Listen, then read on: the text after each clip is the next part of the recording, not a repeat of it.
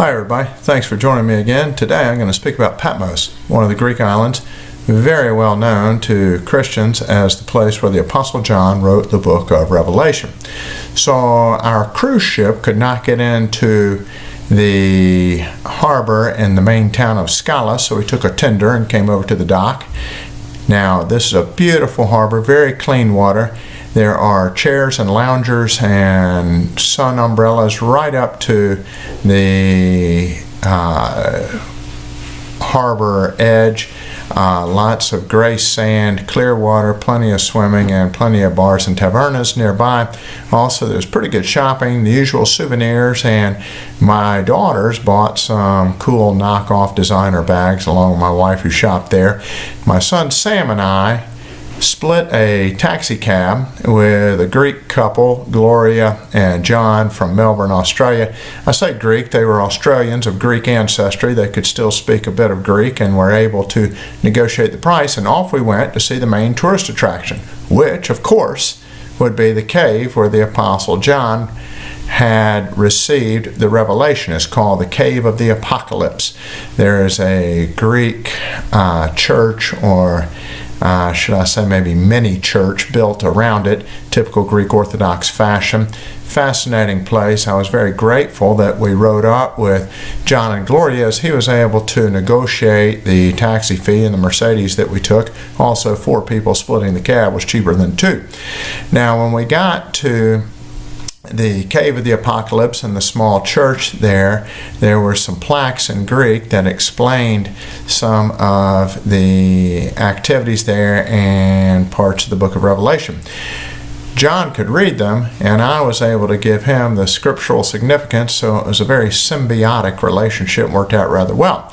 In typical Greek Orthodox fashion, the area where the Apostle John placed his hand on the wall was outlined in silver, also a place where he lay his head, and there's a giant cleft in the rock, which is the area that it was supposed that he heard the voices of Jesus and the angels giving him the words with which he wrote the book of Revelation.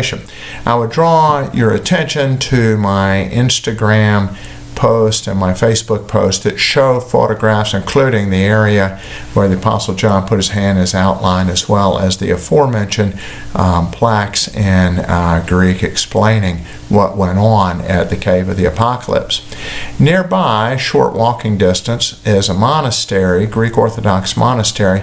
Fascinating displays there. I would again draw your attention to the photographs that I have on Instagram and Facebook.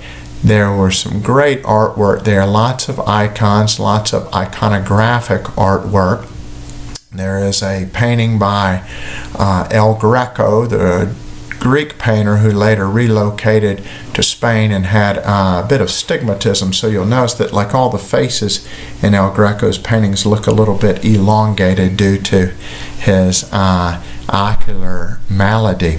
So there's also a painting of Saint Nicholas, better known to we in Western Christian culture as Santa Claus.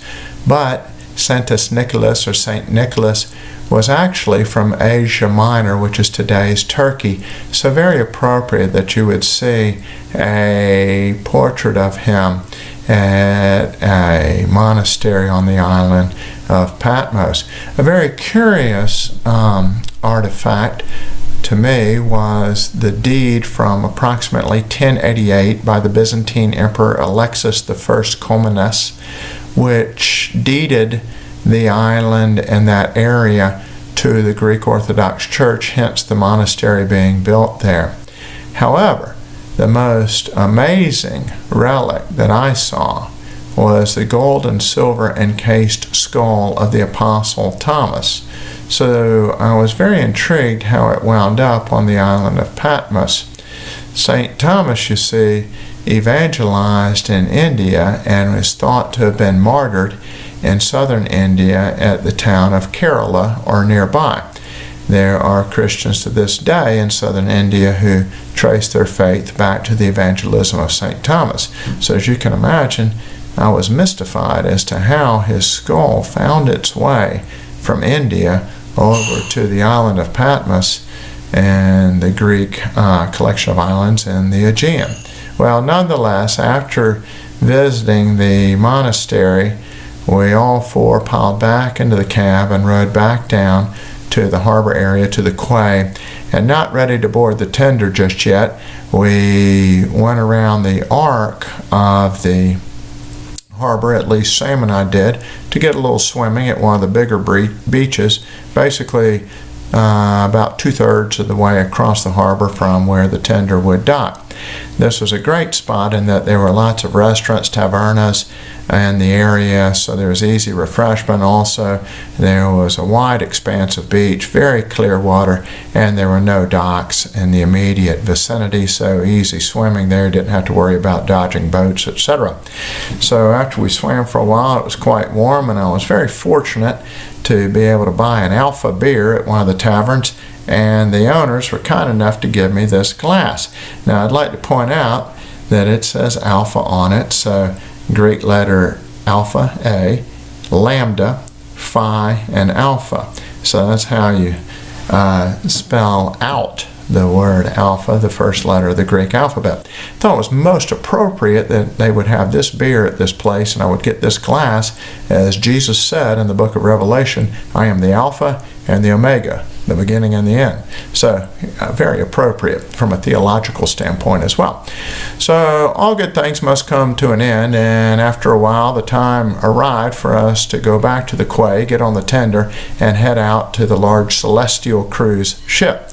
Now, I would like to put a shout out to the people from Celestial Cruises. As I've mentioned in a previous discussion, they have a great cruise ship built back in the 80s where there are larger than normal cabins and plenty of space on board, and it's not as crowded as conventional cruise ships.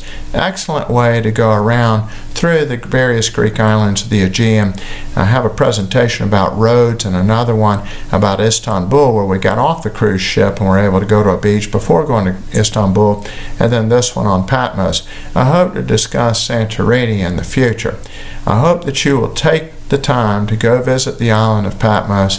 Fascinating place, and it will be well worth your visit, I believe. Best of success on your next journey. Thank you for tuning in, and as today is Easter Sunday, it seems appropriate to be presenting about the Revelation, and I wish you all a happy Easter. Thank you. Bye-bye.